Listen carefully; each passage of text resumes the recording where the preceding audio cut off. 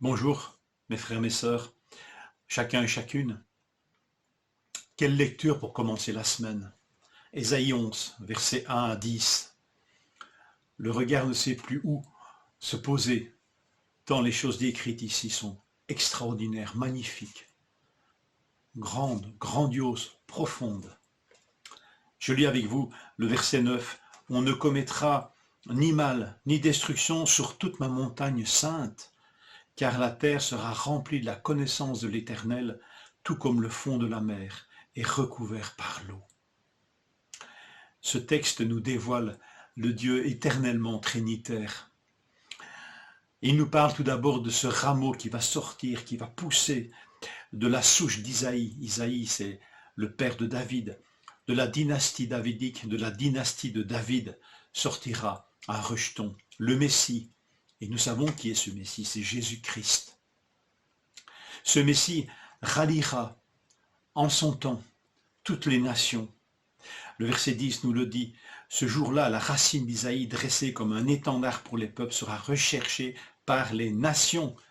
On n'aura même plus besoin de dire croyez, mais tous rechercheront et se rallieront à Jésus-Christ, le Messie, le Fils de Dieu béni éternellement.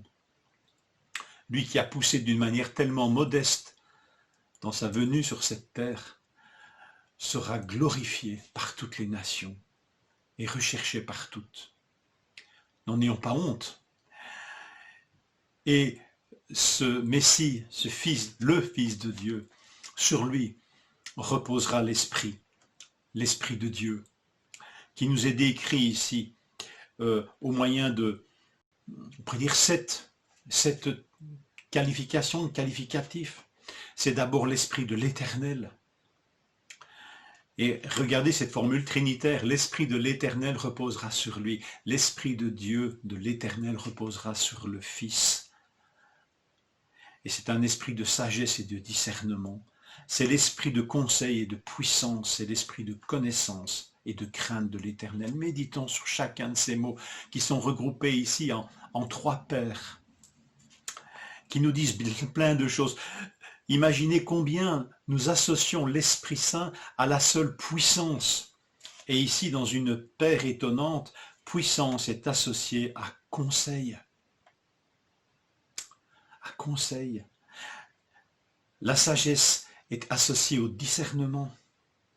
La connaissance est associée à la crainte de l'Éternel. Méditons ces choses. Méditons ce Messie, le Fils de Dieu, qui prendra plaisir dans la crainte de l'Éternel, dans le respect de Dieu. Et quel respect ne suscite pas ce texte? On ne commettra plus ni mal, ni rien d'autre de ce genre, car la terre sera remplie de la connaissance de l'Éternel. Combien nous assimilons, combien nous avons intégré ce discours que la religion est la source de tous les maux, que s'il n'y avait pas de religion, comme le disait un chanteur bien connu, eh bien il y aurait la paix. Peut-être que les religions, oui, en tant que manifestation parfois humaine, peut être source de conflit, parce que dans le cœur de l'homme, il n'y a pas la paix. Mais quand il y aura la véritable connaissance du véritable Dieu, alors la terre connaîtra la paix. Et le texte nous donne une image saisissante. La terre qui connaîtra la paix, elle la connaîtra parce qu'il y aura connaissance de l'Éternel, tout comme le fond de la mer est recouvert par l'eau. Alors, si nous sommes habitués à regarder les cieux pour essayer d'y voir une manifestation de la majesté divine, nous pouvons aussi regarder les océans et les fonds marins. Les fonds marins sont recouverts par l'eau. Rien n'est à l'abri, rien ne peut être soustrait à l'eau sur ces fonds marins. La connaissance de Dieu imprégnera toutes choses, connaissance profonde, saisissante, bienveillante, source de vie. Depuis que l'homme est homme et recherche un petit peu, explore tout ce qu'il peut explorer, les fonds marins nous sont un peu mieux connus. Plus qu'Ésaïe, nous pouvons comprendre combien les fonds sont profonds et parfois même angoissants pour nous. L'abîme, la profondeur, tout comme la connaissance de Dieu a une part encore de mystère et parfois même de crainte de notre part. Mais ici, elle nous est donnée sous un jour tellement positif, parce que les océans sont source de vie, sont bénéfiques, sont bienveillants, sont bons.